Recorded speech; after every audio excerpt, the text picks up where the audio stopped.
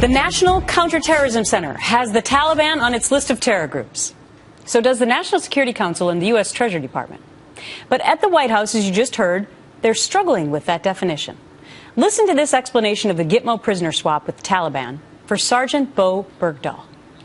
I mean, the Taliban is still conducting terrorist attacks, so you can't really say that the war has ended as far as they're concerned.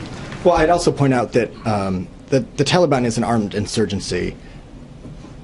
ISIL is a terrorist group, so we don't make concessions to terrorist groups. We feel the Taliban is a terrorist group.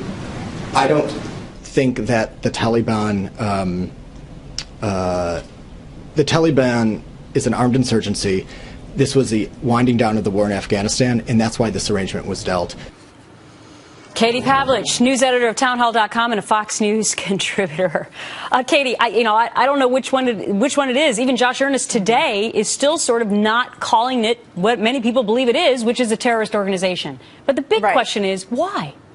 This is all a big distraction away from what the key issue here. This is the White House doing verbal gymnastics to save Barack Obama and his legacy when it comes out that Bo Bergdahl, by all accounts, according to his platoon members, was a deserter. And so the White House is going to say, well, we didn't violate the U.S. policy of not negotiating with terrorists because we negotiated with insurgents. That's what they're going for here. They're trying to take the Taliban in Afghanistan out of the terrorism classification because they want to be able to say, well, we were dealing with insurgents, so this isn't at the level that you think it is when it comes to that negotiation. Well, sorry to parse words with you, Katie, but it's an armed insurgency. I'm sorry. At least they said an armed insurgency, but I think that came as breaking news to the White House correspondents yesterday when they were suddenly saying that it wasn't a terrorist group. Now, even today, Josh Earnest back at the podium, and his quote was that the Taliban performs acts akin to terrorism,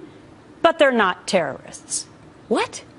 Well, and he also tried to distinguish between the Taliban in Pakistan and the Taliban in Afghanistan. And again, why is he doing that? Because he wants the Taliban in Afghanistan to look like it's just an insurgency so that the administration didn't violate U.S. policy of negotiating with terrorists. And I would like, Josh Earnest to define what he thinks is terrorism. Is it the Taliban going into a school and slaughtering 120 plus children? Right. I mean, what is that definition? Is the Taliban in Afghanistan not classified as terrorists, even though they've killed thousands of American troops and maimed thousands more? I mean, what is the definition there? I think this is all just a big distraction from what we're dealing with here, and that's saving the administration from an embarrassment when that Army report on Bo Bergdahl does come out and what the negotiation was really like behind the scenes on that. Okay, so I'm going to play another snippet from Josh Earnest today, and this is the day that you and I are both glad that we don't have his job. Watch this. It may be smaller in scope, but what is the real difference? I mean, why? Well, the difference, Bill, is simply that the threat that they pose is different.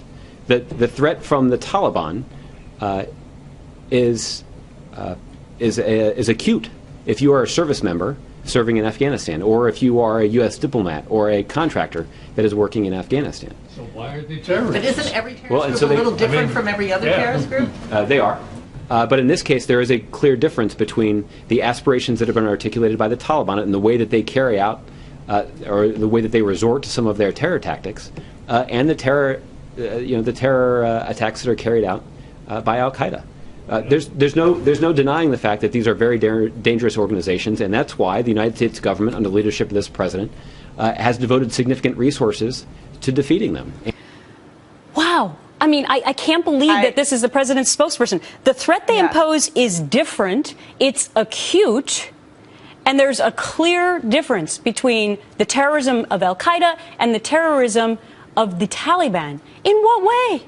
I mean, that goes back to my question of, is it the Taliban in Afghanistan using IEDs as opposed to the Taliban in Pakistan using guns to kill children? I mean, this parsing of the language is ridiculous, offensive, and absurd coming from the White House. And it all goes back to the White House trying to save its own behind when it comes to what they did, which was negotiate with 5 high command Taliban terrorists for the release of an alleged deserter. I mean, that is what it comes down to here. The administration wanted to get Bo Bergdahl back. They thought it was going to be this big homecoming. President Obama would have this amazing thing for his legacy. People would be happy that he was back. And then all of a sudden, people started talking about what actually happened there, and it didn't look so good. And it's going to get worse when the Army releases their report. And now the administration is going to these ridiculous lengths to try and parse words on the type of terrorists we're dealing with, when they all are part of this Islamic terrorism that we've seen for a long time, which you could argue goes back to the broader argument of the administration not defining the enemy, and therefore how are we supposed to defeat it? It comes full circle because they don't call it Islamic terrorism either. Katie Pavlich, you and I guess planned red dresses on the same day. We did. Happy red. Great to have you on the show today. Thank you. Good to see you.